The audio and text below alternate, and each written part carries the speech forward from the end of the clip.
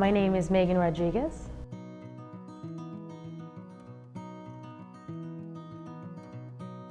Two things about my life. First, my mom's a single mom, and I think that's very big on who I am and my identity. And then the second one I would think would have to be writing, my writing and my voice that developed through there and through Scenarios USA, who gave me a platform to show my writing. I am from Brooklyn, New York, and when I was younger, I was growing up in Coney Island in Brooklyn, which is a pretty impoverished area. I was raised by a single mom who had 5 kids, and it was really tough. She was my mom and my father. I didn't really have a father figure around, so my mom was my biggest protector, my biggest supporter, and my biggest leader. I was very, very, very shy, very quiet, and I just didn't talk much. And when I started writing, I started showing all my words, and then my teacher was like, let's write more. I go home one day after school, and then my mom's like, oh, you have mail? It's like, Megan has mail? I was 14, so I'm not used to getting mail, and then I opened up the letter, and you're a semifinalist. I had no idea what it was about. The first story that I wrote for Scenarios USA was called Dimes and Nickels, and it was a story that told the tale of my own brothers and my friends, siblings, their stories that were happening in our neighborhood in Coney Island.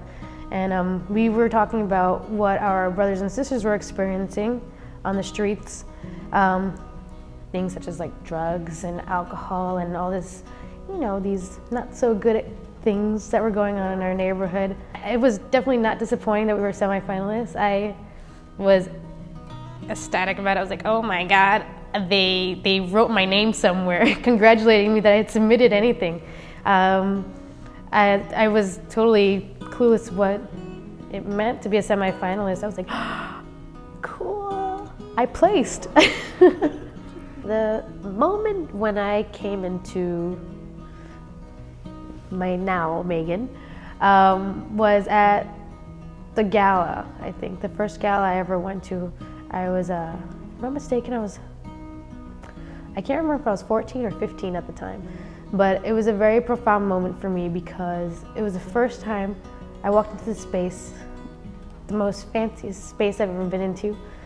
I was totally unaware of where I was, who was there, and perhaps me being unaware was a really good thing because I was very candid. And being candid, I learned that my stories flowed. And being candid, people wanted to hear my candid stories. They didn't want to hear this makeshift, crafted story that I could have developed. It was a very raw, very who I was at the time, and they listened. And they wanted to know more. They're like, who are you? It's interesting, you're this young girl and you're in this wonderful space and you can speak. And it was the first time that I was like, wow, I have a voice. I can talk to people, and I can talk really well. And I think that was when I became a blabbermouth. Yep, and just love to talk now. The moral of my Scenarios USA story would be grasp every opportunity that you're given.